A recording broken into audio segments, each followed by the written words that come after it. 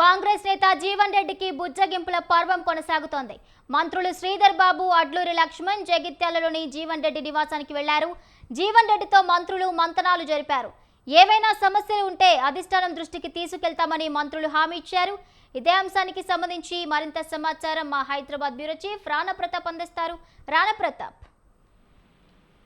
Municipal elections లో కాంగ్రెస్ పార్టీకి rebel గా పనిచేసినటువంటి జీవన్ రెడ్డి చాలా సీనియర్ గా దశాబ్దాల పాటు కాంగ్రెస్ పార్టీతోనే ఆయన ఉన్నారు. కాకపోతే ఎప్పుడైతే బీఆర్ఎస్ పార్టీ నుంచి సంజయ్ కుమార్ ఎమ్మెల్యే జగిత్యాలకు వచ్చినప్పటి నుంచి కూడా తన వర్గం సభ్యులు కానీ వాళ్ళందరూ కూడా మేము అవమానాలకు గురవుతున్నాం, మమ్మల్ని కన్సిడరేషన్ తీసుకుంటలేరు, మాకు పదవులు రావటం లేదు అనేది ఆయన మొదటి నుంచి చెప్తున్నారు. దీనిపైన కావాలనే నన్ను పార్టీ నుంచి బయట పంపించడానికి కుట్రలు చేస్తున్నారంటూ కూడా జగిత్యాలకు సంబంధించిన జీవన్ రెడ్డి పదే పదే కూడా ఆయన ప్రస్తావనిస్తారు. అయితే ఇటీవల కాలంలో ఆయన పార్టీ మారబోతున్నారు, కొన్ని రోజుల్లో బీఆర్ఎస్ పార్టీ కండువా కప్పుకోబోతున్నారు అనే దానిపై కూడా వార్తలు వస్తున్నటువంటి పరిస్థితుల్లో దిద్దుబాటు చర్యల్లో భాగంగా కాంగ్రెస్ పార్టీకి సంబంధించిన సీనియర్ నేతలందరూ కూడా ఆయనతో సంప్రదింపులు చేస్తున్నారు. ముఖ్యంగా ఉమ్మడి కరీంనగర్ జిల్లాకు సంబంధించిన విషయంలో శ్రీధర్ బాబు మొదటి నుంచి కూడా కాంగ్రెస్ కు సంబంధించిన సీనియర్ నేతలతో మంచి సత్సంబంధాలు కలిగి ఉన్నాడు కాబట్టి ఆయన ట్రబుల్ షూట్ గా కూడా పనిచేస్తున్నటువంటి సందర్భాలు కూడా ఉన్నాయి.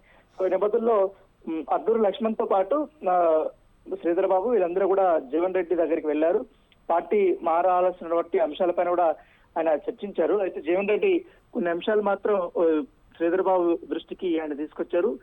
జగిత్యాలలో గతంలో ఎన్నో దశాబ్దాల నుంచి కూడా నేను ఇక్కడ కాంగ్రెస్ పార్టీలో పనిచేస్తున్నాను, ఒక వెన్నెముకలాగా కూడా పనిచేశాను. అయితే ఈ ఏజ్ లో నాకు నా సొంత పార్టీ నుంచి నాకు ఇంత అవమానాలు జరుగుతుంటే ఎవరు నన్ను పట్టించుకోవటం లేదు అనేది కూడా ఆయన చెప్పారు. గతంలో కూడా మనం చూసాం జీవన్ రెడ్డికి జగ్గారెడ్డి నుంచి కూడా మంచి మద్దతు అనేది లభించినటువంటి నేపథ్యంలో ఇప్పుడు బీఆర్ఎస్ పార్టీకి ఆయన వెళ్ళబోతున్నారు అనేది కూడా ఏకంగా ఆయన ప్రెస్ మీట్ పెట్టి ఆయన చెప్పారు. పార్టీ మారడానికి వచ్చినటువంటి మొత్తం ప్రాబ్లమ్స్ కానీ సిచ్యువేషన్స్ కానీ ఆ పరిస్థితులన్నీ కూడా ఆయన చెప్పినటువంటి నేపథ్యంలో ఇప్పుడు తాజాగా నిన్న బడ్జెట్ సమావేశాలు జరిగాయి. బడ్జెట్ ను ప్రవేశపెట్టిన తర్వాత కాంగ్రెస్ పార్టీని అన్ని నియోజకవర్గాల్లో కూడా బలంగా ఉండాలనే ఉద్దేశంతో పార్టీ ఆలోచిస్తుంది కాబట్టి సీనియర్లు ఎవరిని కూడా వదులుకునే ప్రసక్తి లేదు కాబట్టి చిన్న చిన్న ఇబ్బందులు ఉంటే కూడా ఖచ్చితంగా వాటిని ఆ సమస్యల్ని కూర్చోబెట్టి తీర్స్తామని కూడా కాంగ్రెస్ పార్టీ అధిష్టానం నుంచి కూడా స్పష్టమైనటువంటి ఆదేశాలు వచ్చిన నేపథ్యంలో జీవన్ రెడ్డి లాంటి వ్యక్తి వెళ్లిపోతే ఈ సమయంలో అది రాంగ్ ఇండికేషన్స్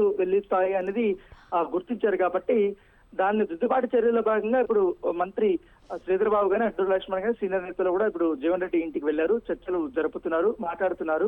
సో ఎట్టి పరిస్థితుల్లో మీరు పార్టీ మారాల్సిన అవసరం లేదు, మీ ఇబ్బందులన్నీ కూడా అధిష్టానం దృష్టికి మేము తీసుకెళ్తాము, ఖచ్చితంగా మీకు సముచితమైనటువంటి స్థానం పార్టీలో ఉండబోతుంది. గతంలో మీరు ఏ విధంగా అయితే కాంగ్రెస్ పార్టీలో చక్రం తిప్పారో ఆ రకమైనటువంటి పరిస్థితులు మీకు వస్తాయని కూడా చెప్పినట్టుగా మనకు సమాచారం అవుతుంది. అయితే ఇప్పటి వరకు ఒక డెడ్ లైన్ అయితే పెట్టుకోలేదు, ఏ పార్టీలో జాయిన్ అవుతానని కూడా నేను ఇంకా కన్ఫర్మేషన్ తీసుకోలేదు అనేది జీవన్ రెడ్డి చెప్పినట్టుగా మనకు సమాచారం ఉంది. తాత్కాలికంగా మీరు అట్లాంటి ఉద్దేశాలు ఏం పెట్టుకోదండి, పార్టీతో ఇన్ని సంవత్సరాల పాటు మీరు ట్రావెల్ అయ్యారు కాబట్టి ఖచ్చితంగా మీ సేవలు పార్టీకి చాలా అవసరం అవుతాయని కూడా మంత్రి చెప్పినట్టుగా తెలుస్తుంది. మీరు లేవనెత్తినట్టు ప్రతి అంశము అధిష్టానానికి తీసుకెళ్తామనేసి కూడా మంత్రులు జీవన్ రెడ్డికి హామీ ఇచ్చినటువంటి పరిస్థితి కనబడుతుంది. అయితే ఇప్పుడు జీవన్ రెడ్డి మంత్రులు ఇచ్చిన హామీతో ఆయన చల్లబడతారా లేకపోతే తన అనుచరులతో మాట్లాడి నిర్ణయం ప్రకటిస్తారా లేదని కూడా చూడాల్సిన అవసరం. ఎందుకంటే ఇప్పటికే తన కీలకమైన నేతలందరితో కూడా నేను మాట్లాడాల్సిన అవసరం ఉంటుంది కాబట్టి అని చెప్పారు. ఎందుకంటే ఇప్పటికే జగిత్యాల నియోజకవర్గంలో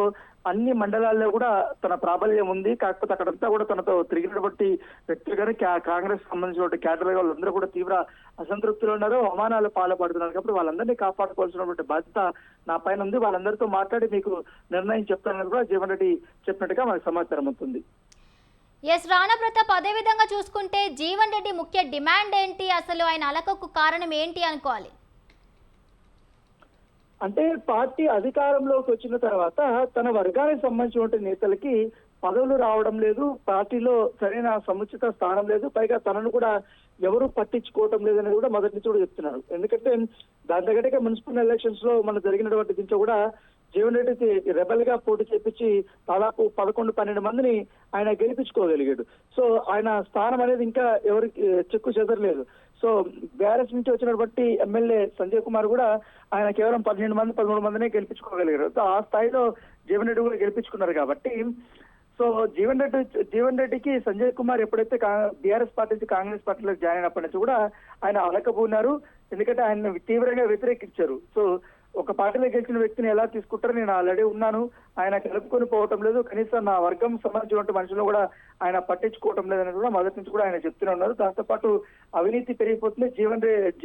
ఈ సంజయ్ కుమార్ ఏకపక్షంగా వ్యవహరిస్తున్న జగిత్యాల నియోజకవర్గంలో కాంగ్రెస్ పార్టీ జెండాలో మోసినటువంటి వారిని అందరినీ పట్టించుకోకుండా బీఆర్ఎస్ నుంచి వచ్చినటువంటి వారికి అందరికీ కూడా ఆయన అందలం ఎక్కిస్తున్నారనేది కూడా మొదటి డిమాండ్ చేశారు. కాబట్టి ఆ డిమాండ్స్ తారాస్థాయికి చేరుకుంది.